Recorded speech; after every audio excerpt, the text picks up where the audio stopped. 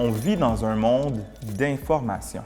On reçoit constamment des informations, Ça peut prendre la forme d'une alerte que tu reçois sur ton cell, d'une nouvelle partagée sur les réseaux sociaux, de l'annonce officielle du gouvernement que tu as entendue à la radio dans l'autobus, de ton ami qui te dit qu'il a entendu dire de sources sûres que telle affaire aurait peut-être pu arriver.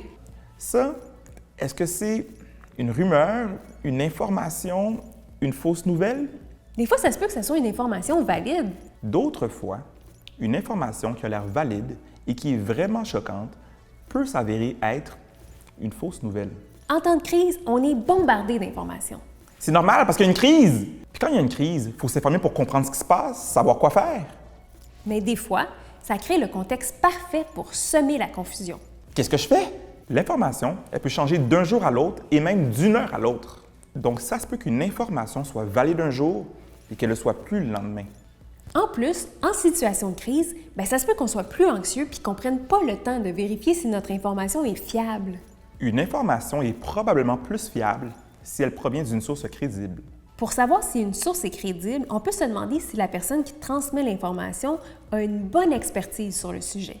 Par exemple, une avocate en droit de la personne est mieux placée que ton cousin pour t'informer sur tes droits. À moins que ton cousin soit aussi un avocat des droits de la personne. Une information, c'est différent aussi d'une opinion. Une opinion, c'est une idée qu'on se fait personnellement puis qui ne repose pas nécessairement sur un raisonnement qui est rigoureux. Même si ça peut reposer sur des faits, ça correspond plus à des valeurs, des croyances, des jugements personnels. Une opinion, dans le fond, c'est ce que je pense. Ça ne veut pas dire que c'est vrai ou factuel. Par exemple, moi, je pense que mon ami Fabrice qui est smart, mais ça ne veut pas dire que c'est tout le monde qui pense comme ça. Wow! Pas mal de monde quand même, là. Bon, ça peut avoir l'air compliqué comme ça, de vérifier si une information est fiable, mais ça peut être super le fun. Dans le fond, c'est un peu comme un travail d'enquête ou de recherche scientifique. Quand on fait de la recherche, on émet une hypothèse. Après, on vérifie notre hypothèse. Est-ce que c'est valide, ça? Des fois, c'est valide. Des fois, on s'est trompé. Des fois, l'information était valide la semaine passée, mais ça se peut qu'elle ne le soit plus aujourd'hui. Quand on veut savoir si une information est valide, on peut vérifier la date de publication. Parce que parfois, même si l'information provient d'un média fiable, ça se peut qu'elle ait changé entre-temps. Puis ça, c'est pas toujours évident sur Internet.